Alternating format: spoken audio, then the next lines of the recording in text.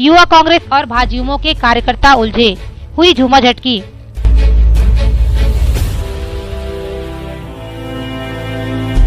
छत्तीसगढ़ की प्रभारी डी पुरेंदेश्वरी के थूक वाले बयान और बढ़ती महंगाई के विरोध में कुरुद के भाजपा कार्यालय में 9 सितंबर की शाम थूकदान और चाय की केटली भेंट करने पहुंचे युकाइयों और वहां मौजूद भाजयुमो कार्यकर्ताओं के बीच जमकर बहस और झूमाझटकी भी हुई। उस समय वहां पूर्व मंत्री एवं वर्तमान कुरुद विधायक अजय चंद्राकर भी मौजूद थे।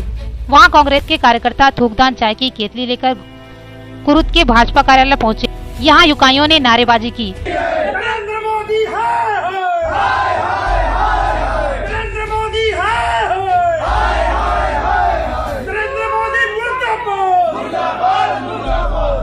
इसके विरोध में भाजयुमो के कार्यकर्ता ने भी नारा लगाया।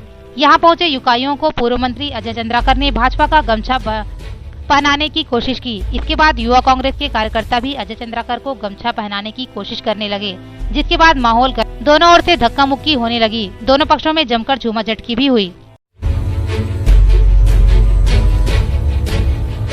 दुनिया के सबसे बड़े लोकतांत्रिक देशों के रूप में जाना जाता है हमारा भारत, और ये लोकतंत्र की व्यवस्था है जहाँ के राजनीतिक दलों को आलोचना और आंदोलन का अधिकार है। एक स्वस्थ राजनीति के तहत हमने गांधीवादी रास्ते पर कदम बढ़ाते हुए युवा कांग्रेस के नेतृत्व में, कुरुद विधानसभा के युवा कांग्रेस के नेतृत्व में स्थानीय कुरुद विधानसभा के विधायक माननीय अजय चंद्राकर जी, जो कि अपने स्थानीय कार्यालय में उपस्थित थे, उनके बीच जो उनके पार्टी का एक पिछले दिनों कार्यक्रम आयोजित रहा जगदलपुर में।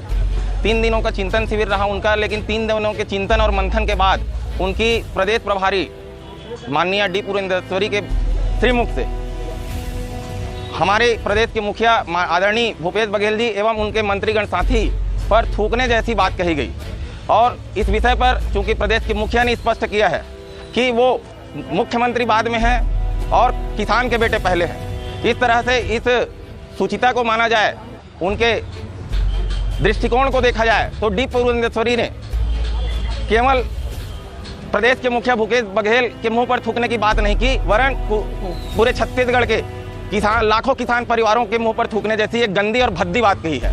3 दिनों के चिंतन शिविर के बाद पूरे जनमानस में ये बात बैठ गई है कि अब चूंकि सत्ता विहीन हो चुकी है और बहुत कम आंकड़ों के साथ भारतीय जनता पार्टी के विधायक विपक्ष की भूमिका में है, इस तरह का बयान आना उनके मानसिक दिवालियेपन को उजागर करता है।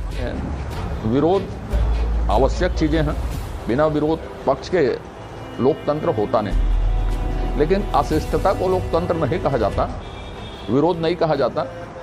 अभी सार्वजनिक जीवन में छत्तीसगढ़ में कुरुद में आपसी भाईचारे का बहुत महत्वपूर्ण स्थान है। राजनीति करते हुए भी हम उसको मेंटेन करके रख सकते हैं, पर कुछ लड़के ऐसे थे, मैं सभी को तो नहीं कहूँगा, कुछ लड़के ऐसे थे जो सिर्फ अशिष्ट थे। तो ये अशिष्टता थी, उनकी विरोध प्रदर्शन नहीं था, और इसी कारण जो है देश में कांग्रेस सिमट रही। छत्तीसगढ़ में भी ये उनकी आखिरी पारी है। इसीलिए तो मैंने कहा ना कि अशिष्टता पूर्वक विरोध है ये।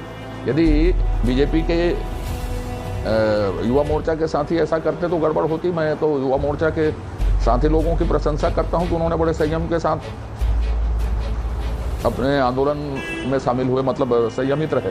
उस कार्यक्रम में हमारे कुरुद के स्थानीय विधायक और पूर्व में मंत्री रहे अजय चंद्राकर भी उपस्थित थे।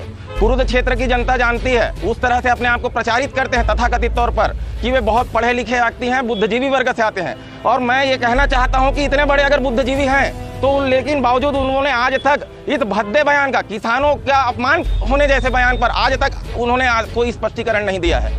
मैं इस मंच के माध्यम से, इस मीडिया के माध्यम से हमारे स्थानीय विधायक से सवाल करना चाहता हूं, वो या तो उस थूक वाले बयान पर सहमति जताए या फिर डी